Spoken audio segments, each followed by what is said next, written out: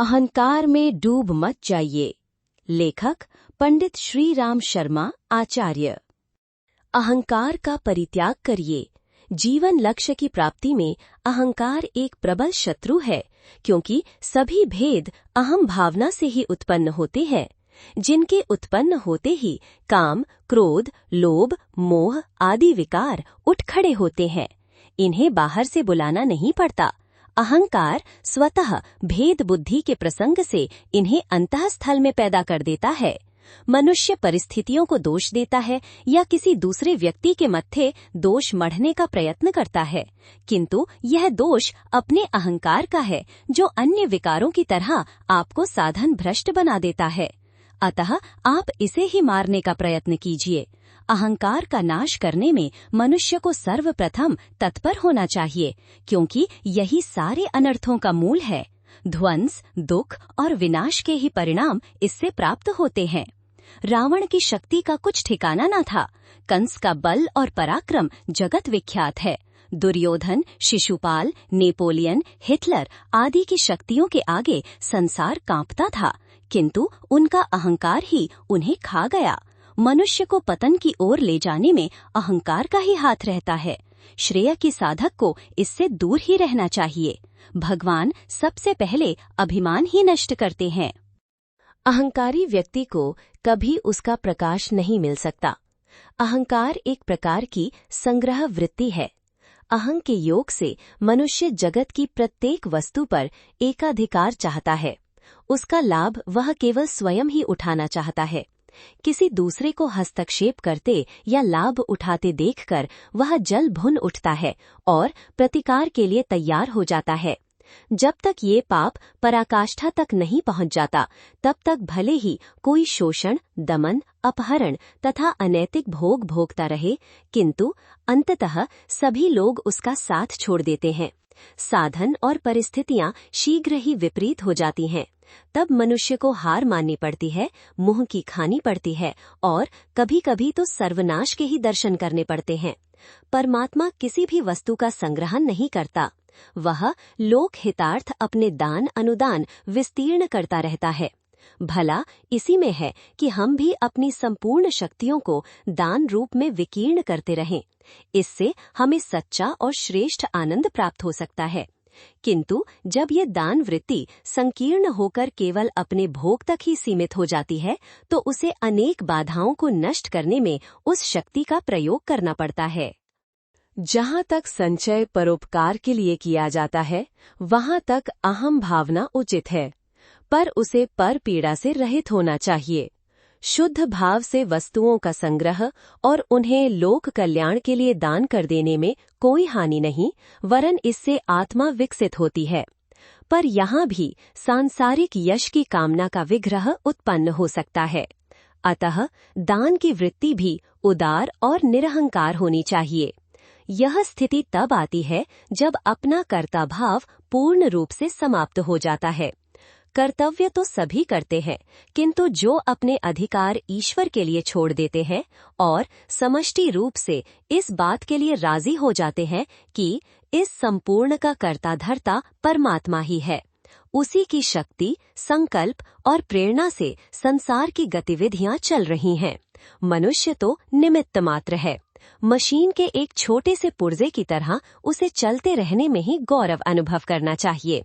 यद्यपि मशीन से उस पुर्जे का भी उतना ही महत्व है।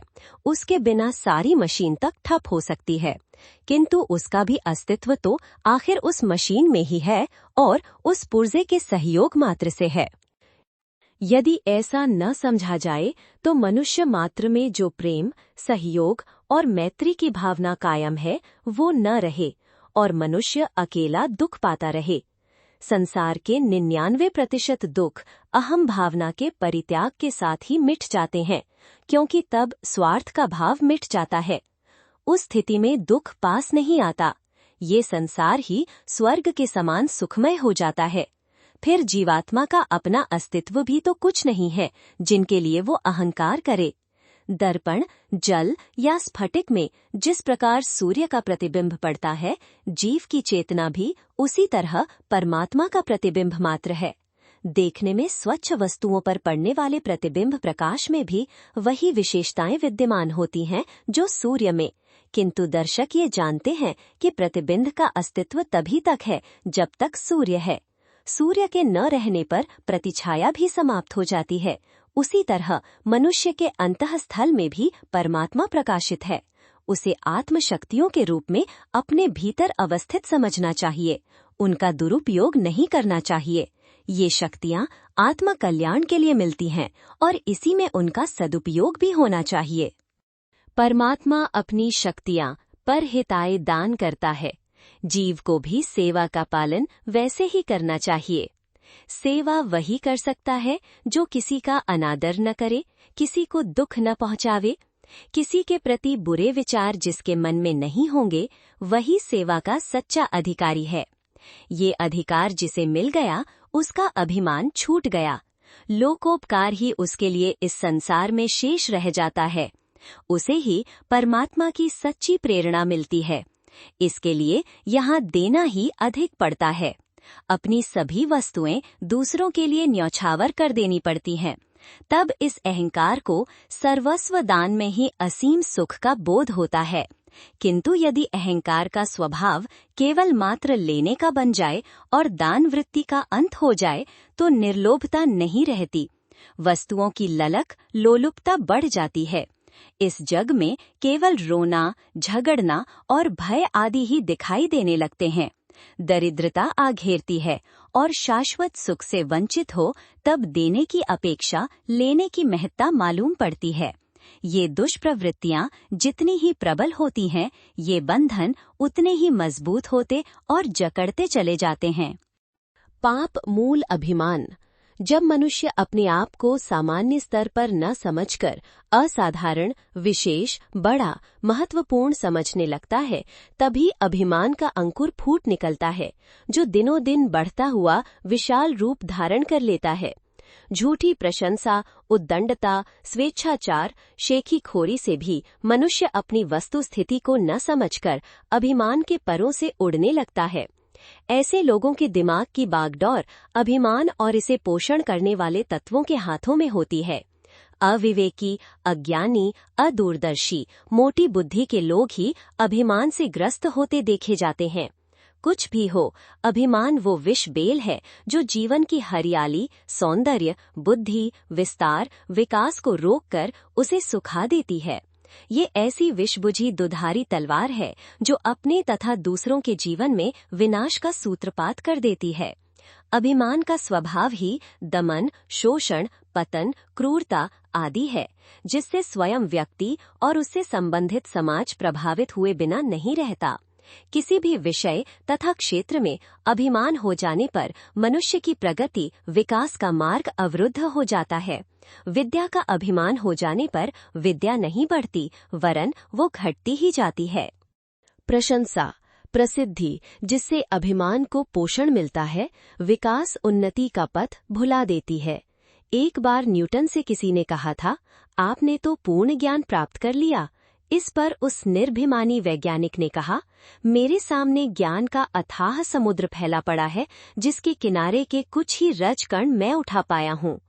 एक और ऐसे व्यक्तियों की स्थिति पर तरस आता है, जो बेचारे कहीं से कुछ पढ़ सुनकर, थोड़ा बहुत अध्ययन कर अभिमानवश अपने आप को विद्या का धनी, पंडित, विद्वान मान बैठते हैं। अपनी विद्वत्ता, पांडित्य की दुहाई देने वालों की स्थिति एक खोखले, पोले ढोल की तरह ही होती है। अपनी होशियारी, अध्ययनशीलता का अभिमान रखने वाले विद्यार्थी दूसरों से पिछड़ जाते हैं। कला, विद्या, शक्ति, सामर्थ्य सभी क्षेत्रों में अभिमान सफलता और प्रगति का मार्ग बंद कर देता है। अभिमान की वृद्धि के साथ ही मनुष्य का पतन प्रारंभ हो जाता है और अभिमान की पराकाष्ठा सर्वनाश करके ही छोड़ती है। रावण जब अभिमान से बुरी तरह ग्रस्त हो गया और उसने अमानवीय, अमर्यादित कृत्य शुरू कर दिए, तो वह अपने कुटुंब के साथ विनाश को प्राप्त हुआ। अभिमानी दक्ष प्रजापति ने महादेव, शिवजी, जो उनके दामाद भी थे, उनके साथ विरोध ठान लिया। उन्हें अपमानित करने के लिए विशाल यज्ञ रचा और निमंत्रण नहीं भेजा। सती के पितृगृह में बिना बुलाए चले जाने पर उसका भी अपमान किया गया और सती क्रुद्ध हो योगाग्नि में जल मरी। अंततः शिवजी ने यज्ञ सहित दक्ष को नष्ट भ्रष्ट कर दिया। श्रृंगी ऋषि नारद जी को जब अपने तप और काम पर विजय का अभिमान हुआ तो वे पतित हुए और कामासक्त होकर उन्होंने निम्न कृत्य किए। दान का अभिमान करने वाला बलि पतित हुआ। तप के अभिमानी दुर्वासा ने निर्दोष अम्बरीश को शाप दे दिया, किंतु उसका मूल्य उन्हें ही चुकाना पड़ा और क्षमा मांगनी पड़ी। अभिमानी कंस दुर्योधन को वो दिन देखना पड़ा जिसकी उन्हें स्वप्न में भी संभावना नहीं थी। हिटलर, सिकंदर, मुसोलिनी, नेपोलियन आदि को भी अपने बढ़ते हुए सामर्थ्य के अभिमान में पराभव और पतन का सामना करना पड़ा। अपने रंग, रूप, सामर्थ्य, शक्ति किन्हीं भी विशेषताओं का अभिमान मनुष्य के पतन का कारण बन जाता है। मनुष्य की विभिन्न क्रियाएं, चेष्टाएं अभिमान का नशा चढ़ने पर असंतुलित और अव्यवस्थित हो जाती हैं। वो कुछ का कुछ करने लगता है। उसकी विवेकशीलता, विचार, बुद्धि, दूरदर्शिता मारी जाती है, जिससे जीवन के सही पथ से भटककर दुष्प्रवृत्तियों, दुष्कर्मों के भयंकर बीहड़ों में भटक जाता है और अंततः विनाश को प्राप्त होता है। अभिमान की वृद्धि के साथ ही मनुष्य में आत्मनिरीक्षण, स्वदोष दर्शन की शक्ति और क्षमताएं नष्ट होने लगती हैं, जिससे वो अपना बुनियादी सुधार नहीं कर पाता। उसके व्यक्तित्व में अनेकों दोष रह जाते हैं जो मनुष्य की असफलता और पतन का कारण बन जाते हैं। अभिमानी व्यक्ति को सदैव अपनी प्रशंसा प्रिय लगती है, अतः उसे अपनी प्रशंसा करने वाले भी प्रिय लगते हैं और वो उनसे सामीप्य और निकटता रखना अच्छा समझता है। फलतः ऐसे अभिमानी व्यक्तियों के वातावरण में चापलूस, खुशामदी लोगों का गिरोह इकट्ठा हो जाता है। प्रशंसालुलुप अभिमानी व्यक्ति जब किसी से अपनी निंदा सुन लेता है तो उससे व्यर्थ ही शत्रुता ठानकर उसे नेस्तनाबूद करने के प्रयत्न करने लगता है। उसका दंभ इस कदर बढ़ जाता है कि अपनी इच्छा के विरुद्ध तनिक भी सुनना उसे अप्रिय लगता है। परिणाम ये होता है कि सच्ची राय देने वाले, स्पष्ट वक्ता, अनुभवी, विचारशील लोगों का उसे साथ नहीं मिलता और चापलूस, चालाक व्यक्ति ही उसके इर्द गिर्द रहते हैं, जो अपना उल्लू सीधा करके उसे पतन और विनाश के मार्ग पर बढ़ावा देते रहते हैं। अभिमानी व्यक्ति को अपने सामने दूसरे प्रगतिशील, उन्नति करने वाले, बढ़ने वाले व्यक्ति तनिक भी अच्छे नहीं लगते। वो नहीं चाहता कि कोई और भी दुनिया में ऊंचा उठे। अपनी उन्नति, अपनी बढ़ोतरी, अपनी अहंतुष्टि में ही उसे आनंद आता है और अकारण ही वो प्रगतिशील तत्वों से ईर्ष्या, द्वेष रखकर उन्हें हानि पहुंचाने के षड्यंत्र रचता है, दूसरों को दुख पहुंचाता है। अभिमानग्रस्त व्यक्ति अपने आप से अच्छा किसी दूसरे को तो समझता ही नहीं। उसे दुनिया में सब बुरे और स्वयं अच्छा दिखाई देता है। एक बड़ी भारी सभा में कंस से पूछा गया, उसे यहाँ कितने भले आदमी नजर आते हैं? उसने कहा, मुझे यहाँ एक भी भला आदमी नजर नहीं आता। अभिमान की वृद्धि के साथ साथ मनुष्य के संघर्ष का क्षेत्र भी विस्तृत हो जाता है। अपने कार्य क्षेत्र में काम कर रहे अन्य लोगों से बड़ा बनने, अपने व्यक्तित्व को विशेष महत्व देने, अपनी विशेषता, बड़प्पन का रोब दिखाने के प्रयत्न में अभिमानी व्यक्ति उनकी आलोचना, निंदा करता है। उन्हें हानि पहुंचाने, असफल बनाने के लिए तरह तरह के षड्यंत्र रचता है। इससे अनायास ही दूसरे लोग शत्रु बन जाते हैं। अपने उक्त व्यवहार के कारण दिनों दिन उसके विरोधियों, शत्रुओं की संख्या बढ़ जाती है और यही पतन, असफलता, विनाश का मार्ग है। उसकी सारी शक्ति विरोध, द्वेष, षड्यंत्रों में नष्ट हो जाती है। रचनात्मक दृष्टि से वह कुछ भी नहीं कर पाता। अहंकार की असुरता से बचा जाए, इस संसार की हर वस्तु में अच्छाई के साथ साथ कुछ बुराई भी मिली रहती है। कोई व्यक्ति या वस्तु यहाँ ऐसी नहीं बनी जिसमें न्यूनाधिक मात्रा में गुण दोषों का समावेश न हो। प्रत्येक अच्छाई अपने साथ कुछ बुराई छिपाए रहती है और प्रत्येक बुराई के पीछे कुछ अच्छाई का भी सत्व छिपा रहता है। सफलता और असफलता के बारे में यही बात लागू होती है।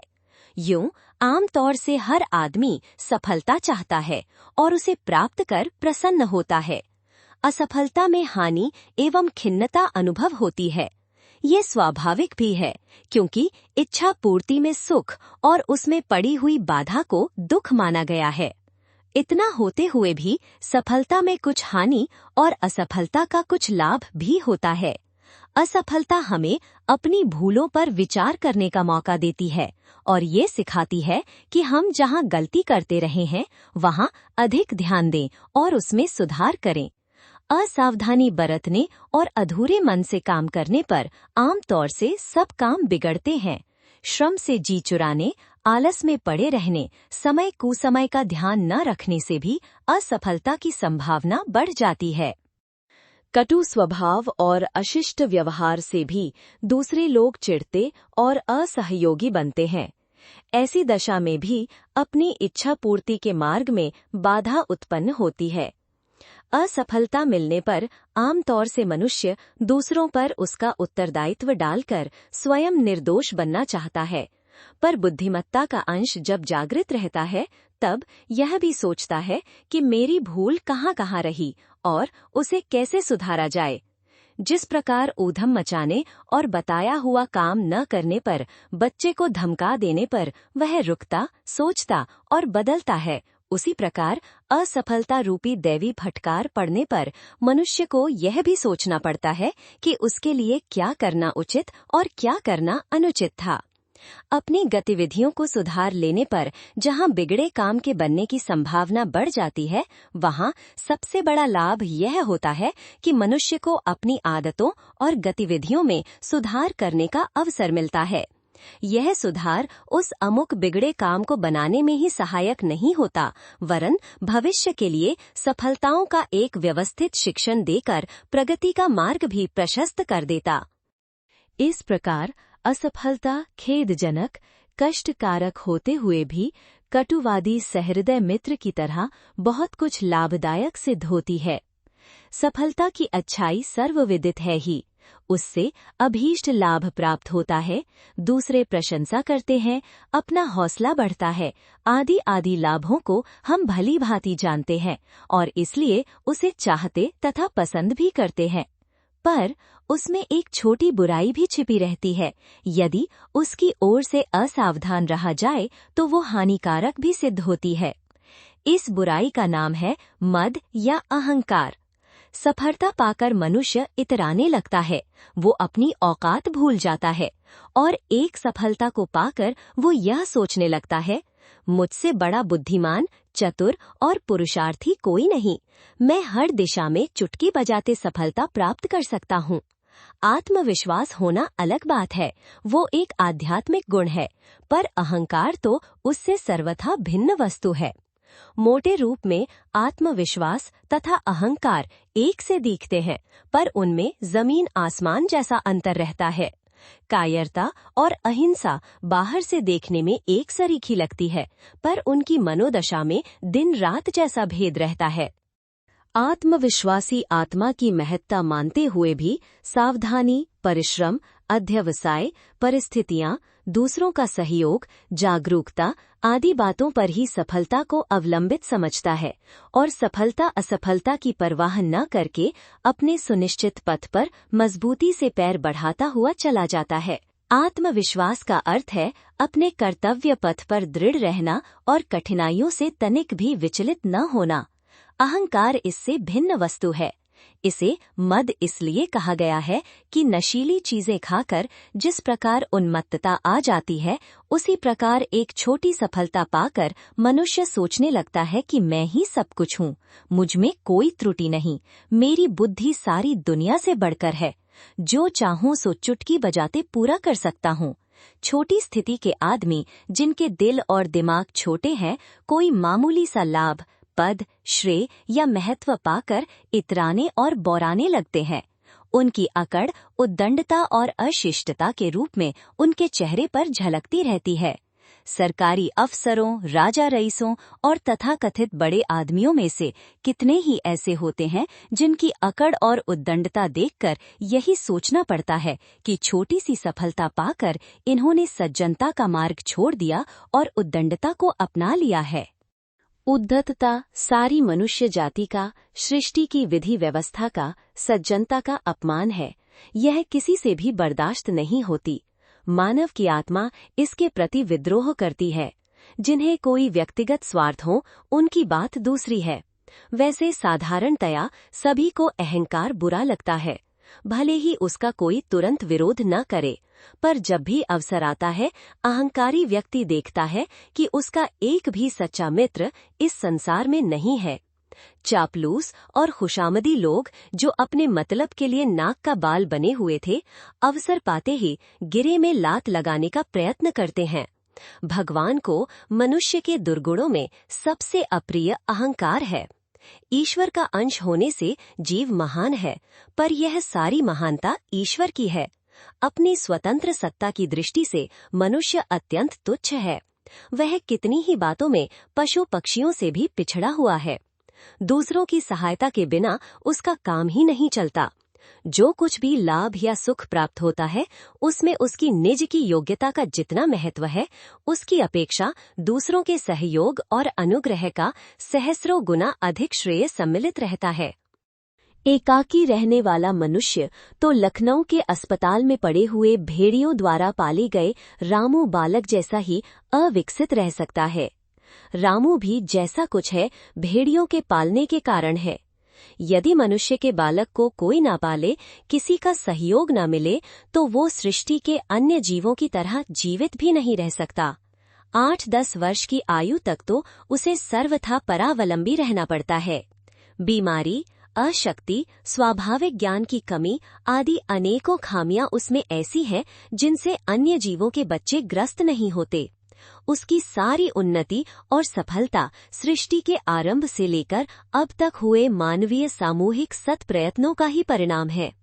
समाज के ऋण और सहयोग का, दूसरों की कृपा और अनुकंपा का महत्व भूलकर यदि कोई इतराता है और अहंकारी बनकर मदोन्मत्त होता है, तो यह उसकी तुच्छता ही मानी जाएगी। अहंकार का नाश करने का परमात्मा सदा प्रयत्न करते रहते हैं, क्योंकि यही दुर्गुण भव बंधनों में जीव को बांधे रहने में सबसे कड़ी लौह श्रृंखला का काम करता है। अहंकारी के मन से सब सद्गुण उसी तरह विदा होने लगते हैं जैसे तालाब का पानी सूखने पर उसके तट पर रहने वाले पक्षी अन्यत्र चले जाते हैं। अहंकार से अन्य दुर्गुणों का पोषण होता है और घमंडी आदमी में वे सब बुराइयां उत्पन्न हो जाती हैं जो गुंडों या असुरों में होती हैं। असुर या गुंडों का अहंकार ही आरंभ में विकृत होता है। इसके पश्चात वे दूसरों को तुच्छ समझते हुए उनकी हर क्रिया में अपना अपमान देखने लगते हैं और उसका प्रतिशोध लेने के लिए जहरीले सांप की तरह अनर्थ करने पर उतारू हो जाते हैं। एक आध बार ऐसे अनर्थों में सफलता मिलने पर तो वे पूरे नर पिशाच ही बन जाते हैं। डाकू और हत्यारों में लोभ वृत्ति उतनी प्रबल नहीं होती जितनी अहम मन्यता। अहंकार को ही असुरता का प्रतीक माना गया है। अहंकारी की महत्वाकांक्षाएं संसार के लिए एक विपत्ति ही सिद्ध होती हैं। सिकंदर, तैमूर लंग, नादिर शाह, औरंगजेब, नेपोलियन आदि के अहंकार ने कितनी निरीह जनता को संत्रस्त किया, इसका रोमांचकारी चित्र इतिहास के हर विद्यार्थी को याद है। अहंकार का मार्ग हर मनुष्य को इसी दिशा में ले जाता है। जितनी उसकी क्षमता और परिस्थिति होती है, उसी अनुपात से वो जन विपत्ति का कारण बनता जाता है। सफलताएं प्राप्त करने का हम प्रयत्न करें, पर यह नहीं भूलें कि उसके साथ फूल में कांटे की तरह जो अहंकार छिपा रहता है, उसका आक्रमण अपने ऊपर ना हो जाए। हर सफलता के लिए हमें अपने सहयोगियों और मार्गदर्शकों का कृतज्ञ होना चाहिए तथा ईश्वर को सच्चे हृदय से धन्यवाद देना चाहिए कि उसकी अनुकंपा से ही इतना श्रेय प्राप्त हो सकना संभव हुआ। मनुष्य को अपनी महानता याद रखनी चाहिए, किंतु तुच्छता को भी भूल न जाना चाहिए। एक ही झटके में बड़े बड़े किले जब चूर चूर हो जाते हैं तो बेचारे तुच्छ मनुष्य की तो विसात ही कितनी है। आज एक कार्य में सफलता मिली है तो यह आवश्यक नहीं कि कल भी दूसरे काम में भी सफलता मिल जावेगी। अहंकार की उद्दतता मनुष्य के ओछेपन का चिन्ह है। बड़प्पन में हर व्यक्ति झुकता और नम्र बनता है। उन्नति और सुधार उसी का संभव है जो अपनी त्रुटियों और दुर्बलताओं को जानता है। जो अपने को सर्वोपरि माने बैठा है उसे सुधार की बात सोचने का अवसर ही कहाँ है। ऐसे मनुष्य हवा भरे हुए पानी के बबूले की तरह अंत में उपहास के पात्र बनते कुछ नष्ट हो ही जाते हैं। इसलिए विज्ञजन अहंकार को बहुत ही हेय मानते रहे हैं। हर सफलता प्राप्त करते समय हमें ये आत्मनिरीक्षण करते रहना चाहिए कि कहीं इससे हमारा अहंकार तो नहीं बढ़ा। यदि बढ़ा हो तो सोचना चाहिए कि लाभ की अपेक्षा हमारी हानि ही अधिक हुई है। अहंकार को एक भारी हानि ही नहीं, विपत्ति भी मानना चाहिए। द्वेष दुर्भाव से कोई लाभ नहीं। जीवन की अनेक कष्टकारक परिस्थितियों में द्वेष एवं मनोमालिन्य के कारण हमें सबसे अधिक त्रास मिलता है। अन्य बुरी परिस्थितियां थोड़ी देर ठहरती हैं और अपना कुप्रभाव दिखाकर विदा हो जाती हैं, पर द्वेष का दुख देर तक बना रहता है और कई बार तो मन में ऐसा जड़ जमाकर बैठ जाता है कि निरंतर कांटे की तरह खटकने लगता है। बैर में एक और खराबी है कि उसके कारण प्रतिशोध एवं प्रतिहिंसा की भावना पैदा होती है। जिससे अपना द्वेष है उसे कोई न कोई हानि पहुंचाने को जी चाहता है और जी की जलन तब तक शांत नहीं होती जब तक बदला नहीं ले लिया जाता। बदला लेना एक नया कुचक्र शुरू करना है। जिसे त्रास दिया गया है उसके मन में ठीक वैसी ही प्रतिहिंसा उत्पन्न होती है जैसे बदला लेने से पूर्व अपने मन में प्रतिशोध का रोष उमड़ता है और अपने ऊपर चोट करता है। अब यह पहिया घूमने लगता है, क्रिया की प्रतिक्रिया होती है। दोनों पक्ष एक दूसरे से अपना बदला चुकाने लगते हैं। इस चपेट में दूसरे अनेकों निर्दोष आते हैं। कभी कभी इसका संगठित रूप पार्टीबंदी के रूप में उठ खड़ा होता है। हत्या, कत्ल, डकैती, फौजदारी, छुरेबाजी, लूट, अपहरण, चोरी आदि की जितनी घटनाएं धन के लालच में होती हैं, उससे कई गुनी शत्रुता के कारण होती हैं।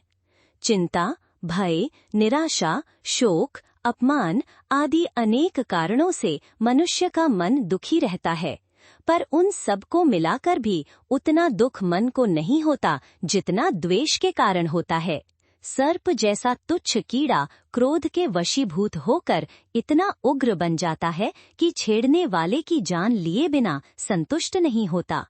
कई बार तो वो अपने छेड़ने वाले को वर्षों तक याद रखता है और जब भी उसे अवसर मिलता है तभी अपने बैर का प्रतिशोध लेकर जी की जलन मिटाता है। मनुष्य तो अधिक संवेदनशील है, क्रोध उसे पागल ही बना देता है। चाणक्य जैसा विद्वान जरा से अपमान से क्रुद्ध होकर इतना असंतुलित हो गया कि उसने नंद वंश का सर्वनाश करके ही चैन लिया। द्रौपदी के जरा से व्यंग्य से क्षुब्ध होकर दुर्योधन इतना क्रूर बन गया कि उसने पांडवों से बदला लेने के लिए महाभारत जैसी विभीषिका को स्वीकार कर लिया। चंबल घाटी के दुर्दांत दस्युओं की समस्या, जिसने लाखों मनुष्यों का नागरिक जीवन अस्त व्यस्त किया है, डाकुओं के प्रारंभिक जीवन में किसी साधारण बात से उत्पन्न द्वेष और प्रतिशोध से आरंभ होती है और अब तक वह समाज को भारी क्षति पहुंचा रही है। इतिहास पर दृष्टि डालते हैं तो भी भयंकर संघर्षों और आक्रमणों के बीच द्वेष को ही प्रधान कारण पाते हैं। अन्य सभी कारण गौण थे। शांत भाव से जंगलों में जीवन यापन करने वाले पशु, जिनके बीच कोई समस्या नहीं, कभी क्रोध और द्वेष के वशीभूत होकर ऐसे असंतुलित होकर लड़ पड़ते हैं कि एक दूसरे की जान लेकर ही पीछे हटते हैं।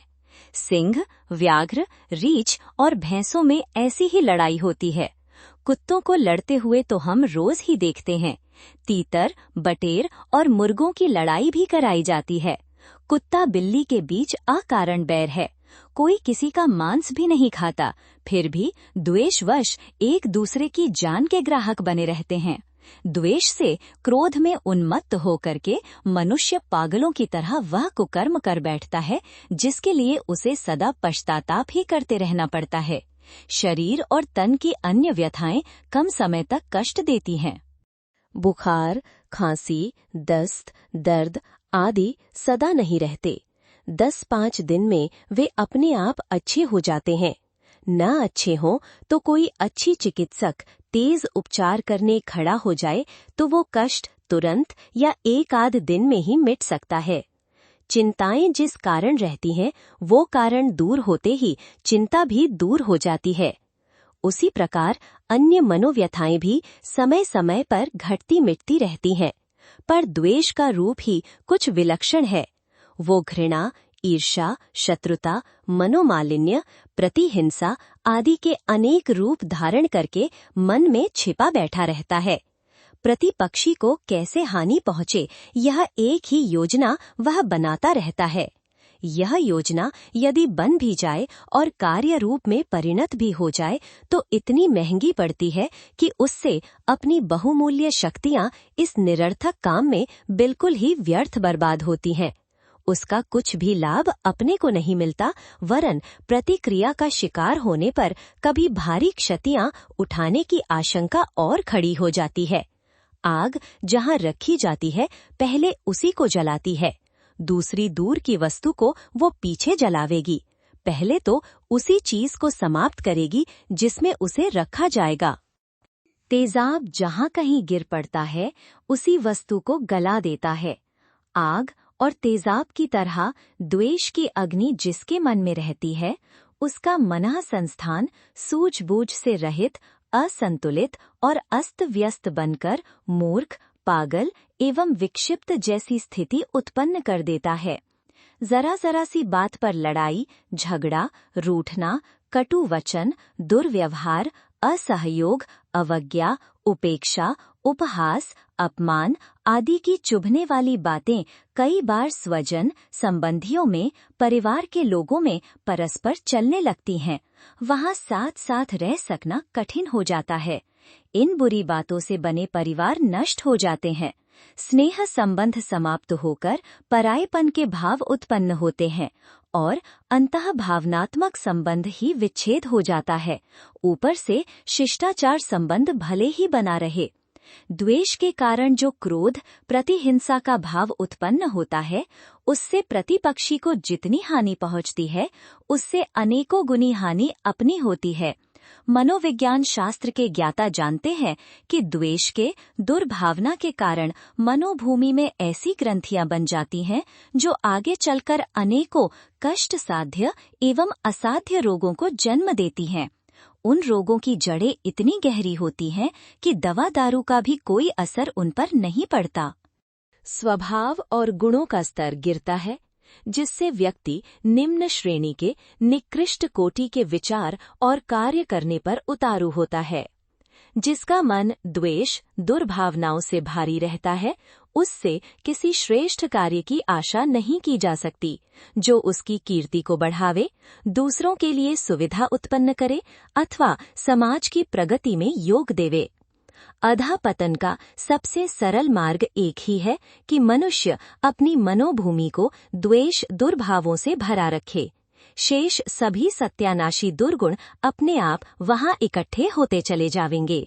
वैयक्तिक जीवन में घोर अशांति और समस्त संसार में भयंकर विक्षोभ पैदा करने वाले इस दुष्ट द्वेष की जड़ तलाश करने निकलते हैं तो उसका उद्गम गलत फहमी से निकलता हुआ दिखाई देता है। ऐसी घटनाएं कम ही होती हैं कि जब किसी ने लोभवश किसी को सताया होता है और उसके कारण द्वेष उत्पन्न हुआ होता है। ऐसी घटनाएं 20% और गलत फहमी से उत्पन्न हुए द्वेष की घटनाएं 80% होती हैं। पेशेवर दुष्ट, दुराचारियों और गुंडों से निपटने के लिए प्रतिरोध के व्यवस्थित तरीके तथा शासन शक्ति का सहारा लिया जा सकता है, पर वह भी न्याय की रक्षा, बुरे का सुधार और सामाजिक शांति व्यवस्था की पवित्र दृष्टि से ही होना चाहिए। रोगी से नहीं, रोग से घृणा करनी चाहिए। दुष्ट से नहीं, दुष्टता से निपटना चाहिए। इस संसार में कोई भी व्यक्ति न तो पूर्णतः बुरा है और न भला। जो आज बुरा है कल भला भी बन सकता है। वाल्मीकि, अंगुलीमाल, अजामिल, सदन कसाई, गणिका आदि के कितने ही प्राचीन और अगणित अर्वाचीन ऐसे उदाहरण मौजूद हैं जिनमें बुरे व्यक्ति अच्छे बने हैं। उनने अपने आप को बिल्कुल ही बदल डाला है। ऐसी दशा में किसी व्यक्ति के प्रति घृणा या द्वेष रखना क्यों कर उचित हो सकता है? सभी प्राणी जब भगवान के अंश हैं, सभी की आत्मा में जब परमात्मा की छाया है, तो उसे घृणित माना भी कैसे जा सकता है? गंदगी लगा हुआ बर्तन जब मांज धोकर शुद्ध किया जा सकता है, तो बुरा व्यक्ति भी सुधरने पर श्रेष्ठ और सम्माननीय क्यों नहीं बन सकता? जब व्यक्ति परिवर्तनशील ही है, तो उससे स्थायी द्वेष और शत्रुता करने का कोई कारण नहीं रह जाता। दुष्टता का प्रतिरोध दुष्टता से ही हो, ये कोई जरूरी बात नहीं है। प्रेम और भलमनसाहत से भी ये हो सकता है। गांधी जी ने अपने जीवन में सत्य और प्रेम का शस्त्र अपने प्रबल प्रतिपक्षियों पर चलाकर उन्हें परास्त करके प्रेम युद्ध का एक अनुपम उदाहरण हमारी आंखों के सामने अभी अभी रखा है। ये शस्त्र हम में से हर कोई उन लोगों के विरुद्ध चला सकता है जिन्हें कुमार्ग पर चलता हुआ देखा जाए। ये कार्य बिना रत्ती भर द्वेष मन में रखे पूर्ण सद्भावना के साथ किया जा सकता है। प्रेम की लड़ाई भी लड़ी जा सकती है, और यदि अपना पक्ष सच्चाई और न्याय का है तो बुराई को सुधारने में सफलता भी प्राप्त की जा सकती है। द्वेष का प्रधान कारण गलतफहमी होता है। आमतौर से हम उन सब को अपना शत्रु या विरोधी मान लेते हैं जो हमारे विचारों से सहमत नहीं होते, हमारी पसंदीगी की गतिविधियां नहीं अपनाते। हर आदमी ये सोचता है कि बाकी सब लोग मेरी इच्छानुसार सोचें और करें। ये आकांक्षा बहुत ही गलत, अहंकारपूर्ण और नासमझी से भरी हुई है। अपनी समझ से हमारा सोचना और करना हमारे लिए ठीक हो सकता है, पर ये जरूरी नहीं कि बाकी सब लोग भी उसी को ठीक समझें जिसे हम पसंद करते हैं। रुचि भिन्नता और विचार भिन्नता इस संसार की शोभा और विचित्रता है। यदि नैतिक आदर्शों पर हम सब सहमत हों, तो फिर बाहरी साधारण रुचि भिन्नताएं हमारे प्रेम भाव में बाधक न होनी चाहिए। हर आदमी की अपनी मनोभूमि, रुचि, भावना और परिस्थिति होती है। वो उसी आधार पर सोचता, चाहता और करता है। हमें इतनी उदारता रखनी ही चाहिए कि दूसरों की भावनाओं का आदर न कर सके तो कम से कम उसे सहन तो कर ही लें। असहिष्णुता मनुष्य का एक नैतिक दुर्गुण है जिसमें अहंकार की गंध आती है। इतना दुस्साहस तो परमात्मा भी नहीं करता। उसने शास्त्रों के द्वारा अपनी रुचि और इच्छा प्रकट कर दी है कि इस प्रकार का आचरण हमें करना चाहिए। इतने पर भी जो उसकी आज्ञा की अवज्ञा करते हैं, उन्हें वो सहन करता है। तत्काल ही उन पर आग बबूला नहीं हो जाता, वरन सौम्य और शांत विधि व्यवस्था से इन अवज्ञाकारियों के सुधार का कार्य धैर्यपूर्वक करता है। हम ईश्वर से भी बड़े बने और हर किसी को अपनी मर्जी का बनाना और चलाना चाहें तो ये एक मूर्खता भरी बात ही होगी। ये हो सकता है कि कोई पूर्ण ईमानदार होते हुए भी अपनी समझ के अनुसार हमारे विचारों से भिन्नता रखे। भारत में अनेकों देवी देवता, संप्रदाय, मत मतांतर, धर्म ग्रंथ, पूजा विधान एवं रीति रिवाज प्रचलित हैं। इतने पर भी जो उसकी आज्ञा की अवज्ञा करते हैं, उन्हें वो सहन करता है। तत्काल ही उन पर आग बबूला नहीं हो जाता, वरन सौम्य और शांत विधि व्यवस्था से इन अवज्ञाकारियों के सुधार का कार्य धैर्यपूर्वक करता है। हम ईश्वर से भी बड़े बने और हर किसी को अपनी मर्जी का बनाना और चलाना चाहें तो ये एक मूर्खता भरी बात ही होगी। ये हो सकता है कि कोई पूर्ण ईमानदार होते हुए भी अपनी समझ के अनुसार हमारे विचारों से भिन्नता रखे। भारत में अनेकों देवी देवता, संप्रदाय, मत मतांतर, धर्म ग्रंथ, पूजा विधान एवं रीति रिवाज प्रचलित हैं। इनमें परस्पर कोई समानता नहीं, वरन कई बार तो प्रतिकूलता दिखती है। इतने पर भी यहाँ सदा से विचार स्वातंत्र्य को पसंद किया गया है। इस भिन्नता से सत्य की शोध में सहायता ही मिलती है।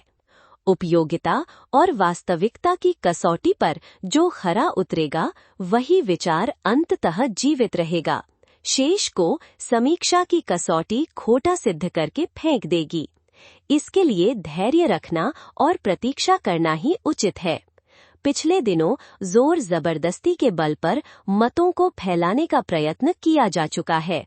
ये प्रयत्न सफल तो नहीं हुआ, अपने पीछे एक घृणा, कटुता और दुख भरी गाथा ही छोड़ गया है। अभी भी कुछ लोग उसी की पुनरावृत्ति करते हैं। तलवार से नहीं, गाली गलौच अथवा अन्य तरीकों से दूसरों को अपना अनुयायी बनाना चाहते हैं।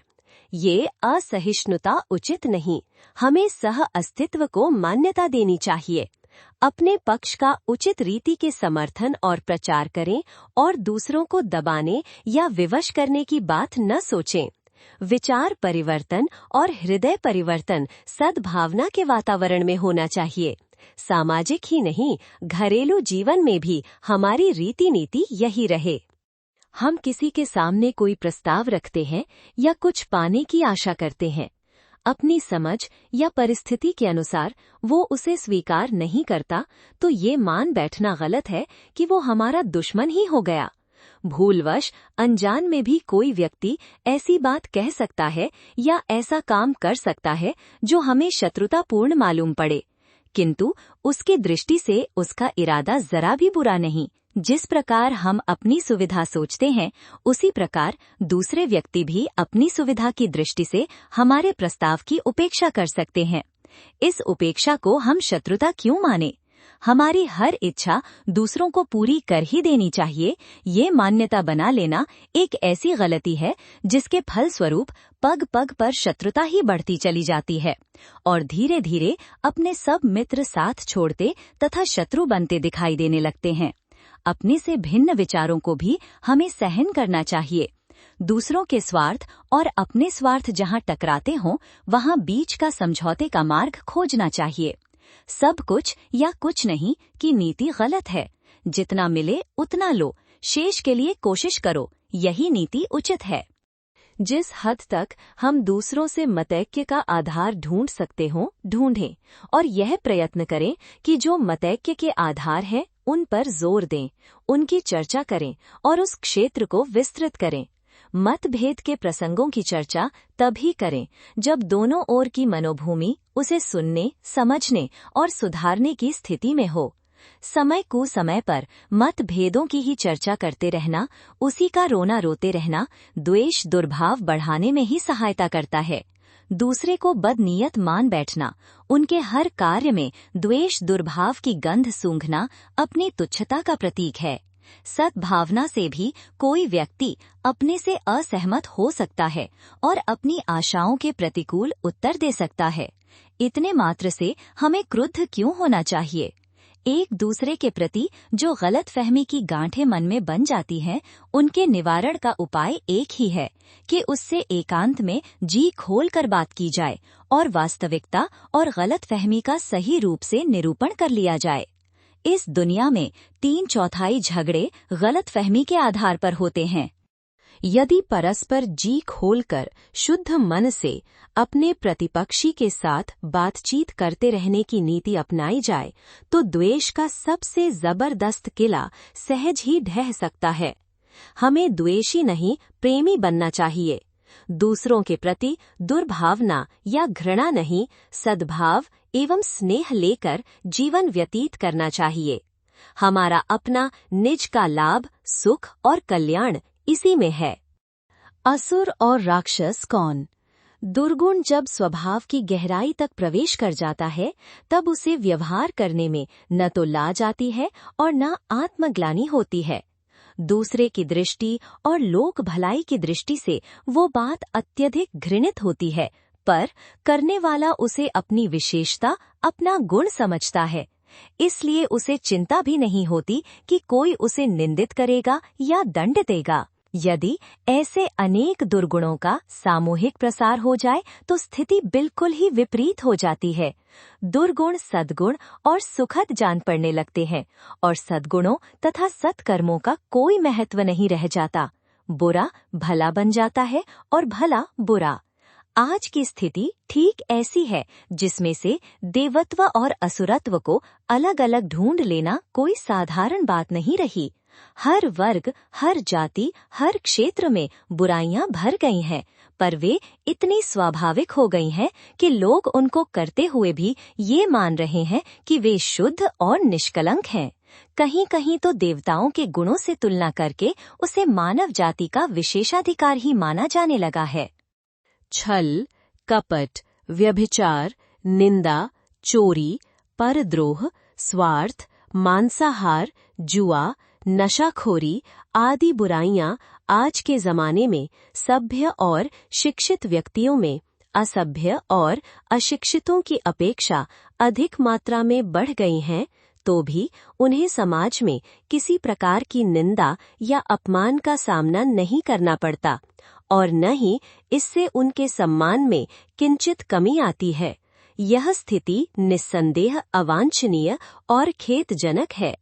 प्रतिवर्ष रावण, मेघनाद, कुंभकर्ण, सुबाहु, कंस आदि के पुतले जलाए जाते हैं और असुर, राक्षस आदि कहकर उनकी निंदा की जाती है, उन्हें अपमानित किया जाता है।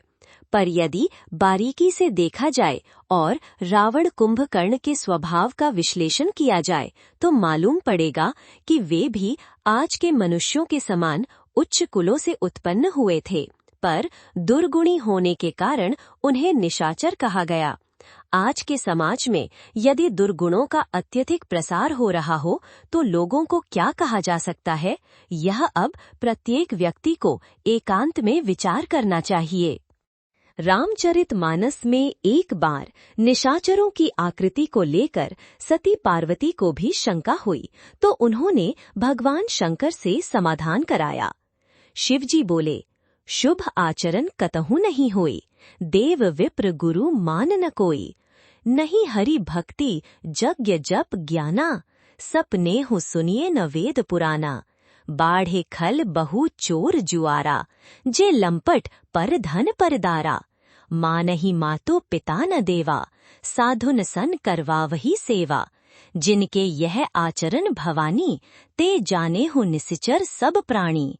हे पार्वती जी, जो लोग अच्छा आचरण नहीं रखते, देव, ब्राह्मण और गुरुजनों का सम्मान नहीं करते, ईश्वर भक्ति, यज्ञ, तप और ज्ञान से विमुख, स्वाध्याय में जिनकी अभिरुचि नहीं, चोर, जुआरी, लंपट, व्यभिचारी तथा माता पिता का असम्मान करने वाले, संत पुरुषों को कष्ट देने वाले सब व्यक्ति जिनके ऐसे आचरण हो, निशाचर कहे जाते हैं। बालकांड में ही तुलसीदास जी ने इस व्याख्या को और भी विस्तृत करते हुए लिखा है, सुनहु असंतन केर सुभाव, भूलेहु संगति करिय न काऊ। दुष्ट व्यक्तियों के हृदय में जलन रहती है, ईर्ष्यालु होते हैं, दूसरे की निंदा से बड़े प्रसन्न होते हैं। काम, क्रोध, मद एवं लोभ में डूबे निर्दयी, कपटी, कुटिल, मलिन वृत्ति के लोग सभी से अकारण ही बैर करते हैं। जो हित करता है ये उसका भी अनहित करने से नहीं चूकते। आहार से लेकर रहन सहन और प्रत्येक व्यवहार में केवल झूठ को ही आश्रय देने वाले, वाणी से मधुर पर हृदय से कठोर, द्रोही, व्यभिचारी, ये सब मनुष्य शरीर होते हुए भी नीच निशाचर ही हैं। लो भई ओढ़न, लो भई डासन, सिस नोदर पर जमपुर वासन। काहू की जो सुनही बड़ाई, श्वास लेह जनु जूड़ी आई।